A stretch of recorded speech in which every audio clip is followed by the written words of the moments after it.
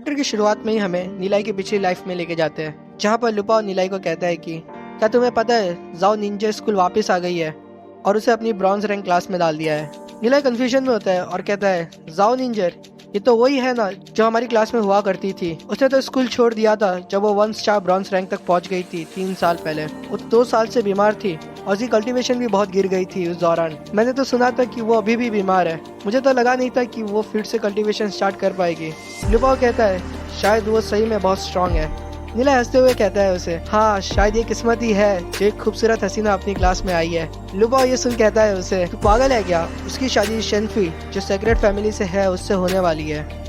जाओ Nijjar wind dragon family से है जो हमेशा से सेक्रेट फैमिली के पीछे घूमते रहे हैं। नीला गुस्से से कहता है शेनफी वो प्लेबॉय, हाँ कितना बुरा हुआ।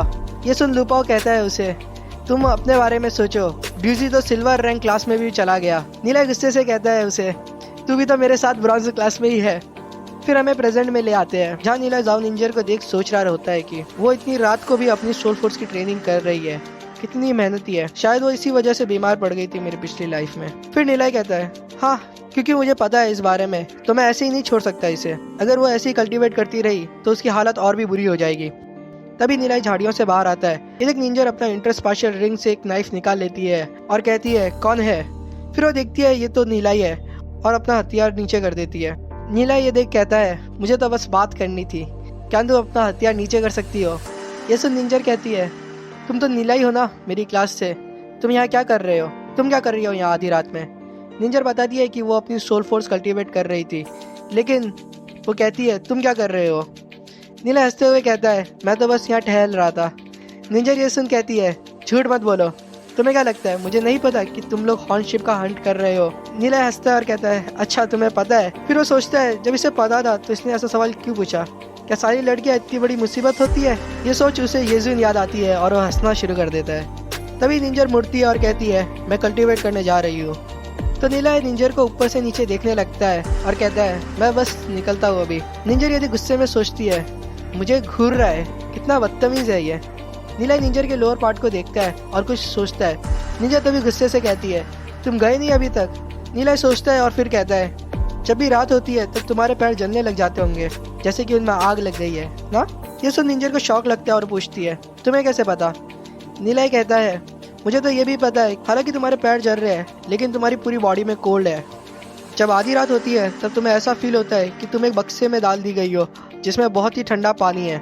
ये बहुत ज़्यादा पेनफुल होता है और जब तुम कल्टीवेट करती हो तब तो ये दर्द और भी बढ़ जाता है ना? निंजर ये सुन बस टूटने ही वाली होती है कि नीला कहता है ये पक्का फ्रीजिंग इलनेस है, क्योंकि तुम रात में ट्रेनिंग करती हो इसलिए ठंडी हवाएं तुम्हारी बॉडी में आके जम जाती है और तुम्हारी मेरिडियन को ब्लॉक कर देती है।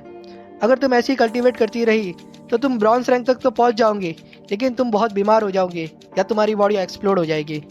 तुम्हारी बॉडी में बहुत सारे ऐसे घाव होंगे जो बहुत पेनफुल होंगे और तुम ऐसे ही कल्टीवेट करती रहोगी तो वो और भी बढ़ जाएंगे।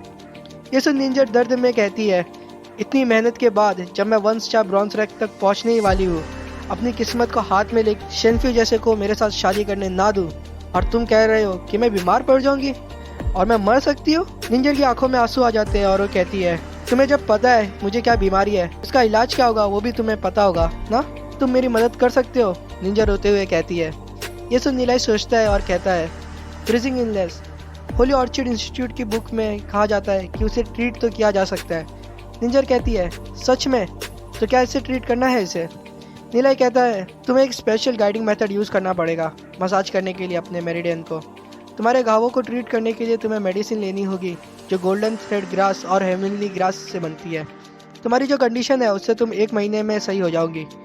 निंजर पूछती है कैसी गाइडिंग मेथड? तभी नीलाई बताता है कि सबसे पहले तो तुम्हें रात को कल्टीवेट करना बंद करना पड़ेगा। निंजर उदास हो जाती है और कहती है ठीक है।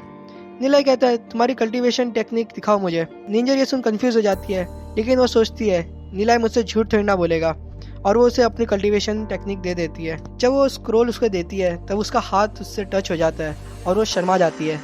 नीलाई वो स्क्रोल देखता है और कहता है इतनी बड़ी और पैसे वाली फैमिली होने के बावजूद भी इतना low level cultivation technique use करते हैं, इसी की वजह से ग्लोरी सिटी खत्म हो गई थी। ये सुन निंजर कहती है क्या बोला तुमने? नीलाई फटदे कहता है कुछ नहीं। वो बताने लगता है निंजर को कि उसकी सोल फोर्स कल्टीवेशन टेक्निक बहुत ही बुरी है, इसी की वजह से उसकी मेरिडियन में दर्द है और उसे फ्रीजिंग इलनेस हुआ है। वो उसे स्क्रोल में कुछ बदलाव करने बोलता है। वो उसे बोलता है कि तुम ये शब्द को बदल के ये शब्द कर दो, इसे बदल के ऐसा कर दो और इसे बदल के ऐसा कर दो। और जब नीलाई उसे ये सब बता रहा रहता है तो निंजा सोचती है कि ये टेक्निक हमें हमारे एंसेस्टर से मिली थी, ये मेरे फैमिली की 6th बेस्ट कल्टीवेशन टेक्निक है और ये बोल रहा है कि इसमें चेंज कर दूं मैं। तभी नीलाई कहता है हाँ, और ये भी बदल देना, इतना बहुत होगा। वो देखता है कि निंजर उसकी बात नहीं सुन रही रहती है। तभी निंजर होश में आती है और कहती है रुको, क्या तुम मुझे वापस बता सकती हो तुमने क्या बोला? ये सुन नीलाई थोड़ा चिढ़ जाता है और कहता है तो तुम सही में मेरी बात नहीं सुन रही थी?